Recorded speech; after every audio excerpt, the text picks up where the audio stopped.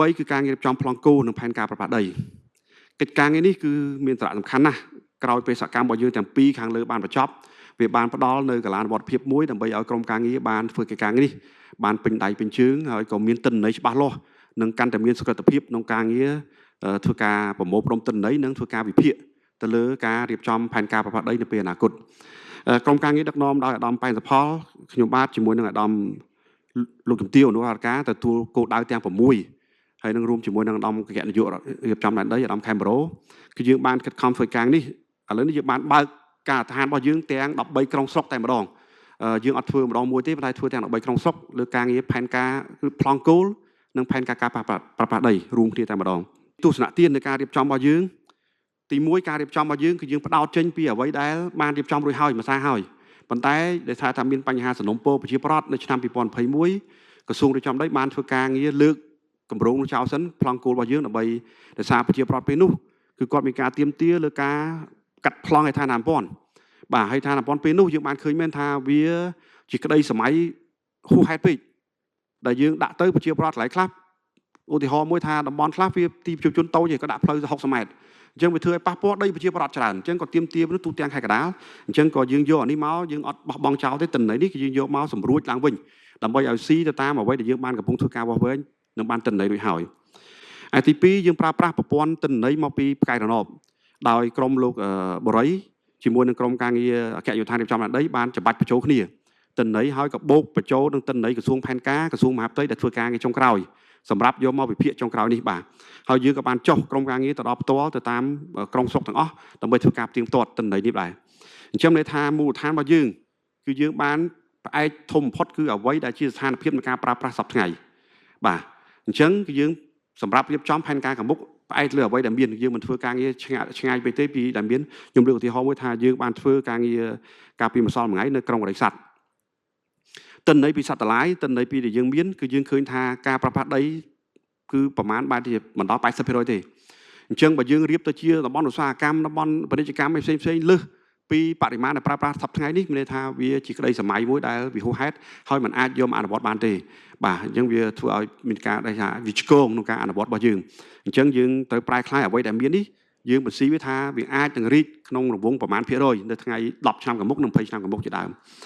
ហើយការរៀបចំរបស់យើងនៅក្នុងទស្សនៈទានមួយទៀតដែរគឺមិនធ្វើឲ្យដីឡើងថ្លៃទេការរៀបចំប្លង់គោលផែនការប្រដីប៉ុន្តែយើងធ្វើយ៉ាងណាឲ្យដីនេះប្រជាប្រដ្ឋប្រើប្រាស់មានសិទ្ធិភាពជាមួយនឹងការលើកកម្ពស់ប្រជាប្រដ្ឋបានប្រជាប្រដ្ឋអាចប្រើប្រាស់ដីរបស់គាត់ក្រៅពីការពឹងលើការលក់ប៉ុន្តែគាត់អាចប្រើប្រាស់ដីនេះឲ្យមានសក្តានុពលលើសេដ្ឋកិច្ចគ្រួសាររបស់គាត់មួយទៀតដែរជាការគិតគូររួម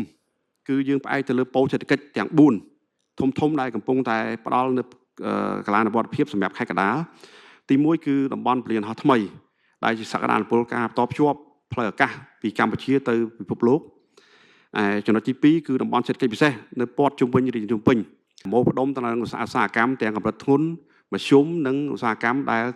លកម្ពុជាខ្ពស់នៅពេលថ្ងៃអនាគតប៉ូលសេដ្ឋកិច្ចមួយទៀតគឺជាការធ្វើផែនការមួយឲ្យស៊ីជាមួយនឹងប្រជិកហ្វូណនតេជោនិងកំពង់ផែមែនតើគេហៅកំពង់ផែភ្នំពេញតែក្នុងដីខេត្តកណ្ដាលទេបាទអញ្ចឹងយើងប្រើប្រាស់ចំណុចនេះគឺជាចំណុចមួយដែលទៅការផ្ដល់នៅសេដ្ឋកិច្ចផ្ដល់នៅការតាក់ទាញការវិនិយោគដើម្បីឲ្យរៀបចំតំបន់នេះឲ្យវាទៅប្រើប្រាស់បានហើយមានគេថាភាពសកម្មក្នុងការងាររបស់យើងក្រោយពីគម្រោងទាំងអស់នេះបានបញ្ចប់សពគ្រប់មួយទៀតគឺការប្រែក្លាយទៅជាសួនឧស្សាហកម្មបច្ចេកវិទ្យាកម្រិតខ្ពស់ High Tech Industrial Park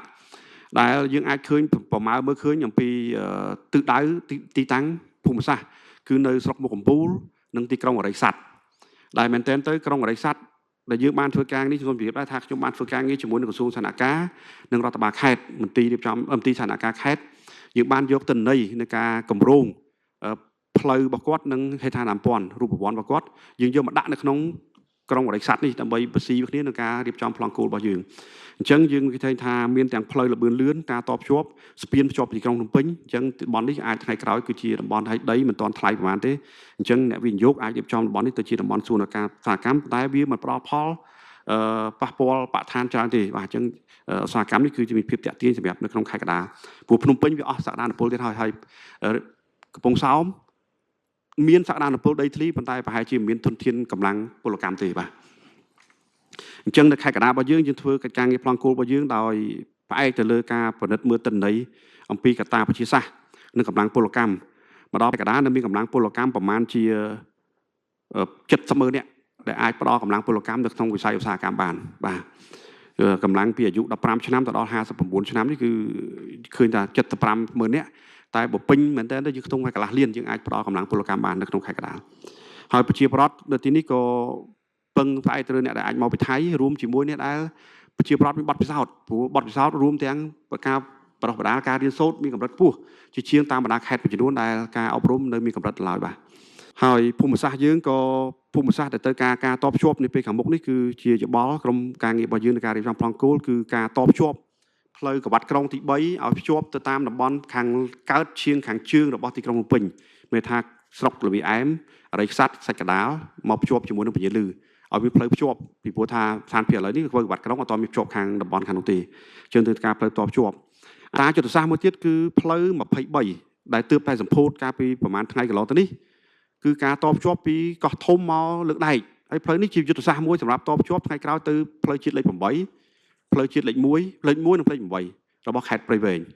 បាទសម្រាប់ភ្ជាប់ទៅវៀតណាមបាទអញ្ចឹងគឺកាន់តែគៀកទៀតហើយគឺយើងនិយាយថាយើងបានភ្ជាប់ពីចន្លោះនោះលែងឲ្យមានការជិះវៀងហើយអញ្ចឹងផ្លូវនេះគឺជាកត្តាសម្រាប់ធ្វើសេដ្ឋកិច្ចហើយថ្ងៃក្រោយតំបន់លើកដែកនេះអាចក្រោយដោះស្រាយវិវាទចប់យើងនឹងរៀបចំក្រុងមួយសម្រាប់រណបនៅព្រំដែនហើយយើងអាចទាញសក្តានុពលពីឥទ្ធិពលនៃការរីកចម្រើនរបស់ប្រទេសវៀតណាមចូលមកក្នុងខេត្តកណ្ដាលរបស់យើងបាទអញ្ចឹងនេះគឺជាកត្តាអំណោយផលនៃការទស្សនៈទាននៃការរៀបចំក្រុងរបស់យើងនៅក្នុងខេត្តកណ្ដាលមកដល់ម៉ោងនេះយើងបានរៀបចំក្រុងទាំង3របស់ខេត្តកណ្ដាលគឺយើងបានអនុវត្តបានជំហានទី5អស់ហើយបាទនៅសល់តែការពិនិត្យបិទផ្សាយនៅតាមមូលដ្ឋាននិងការពិភាក្សាជាមួយប្រជាប្រដ្ឋមូលដ្ឋានតម្លៃស្រុកទាំង10ទៀតគឺយើងនៅក្នុងដំណាក់កាលនៃការប្រមូលធាតុចូលបន្ថែមហើយកំពុងតែដែលហៅថាក្រុមការងារតិចអញ្ចឹងយើងក៏ត្រូវការកម្លាំងពិសេសយើងត្រូវការអ្នកបច្ចេកវិទ្យាបន្ថែមទៀតលើទិន្នន័យដែលយកពីប្រព័ន្ធផ្កាយទំនប់បាទហើយយើងកំពុងធ្វើការនេះដើម្បីឲ្យទិន្នន័យរបស់យើងអាចបានលឿនជាងមុនហើយកាត់បន្ថយនៃការចំណាយតែជារួមគិតថាយើងនឹងគិតខំប្រឹងប្រែងបញ្ចប់កិច្ចការនេះឲ្យបានយ៉ាងយូរដើមឆ្នាំក្រោយបាទតែខ្ញុំគិតថាយើងនឹងអាចធ្វើបានពីព្រោះថាយើងមានទិន្នន័យសឹងតែយើងអាចប្រើប្រាស់បានអស់ហើយបាទ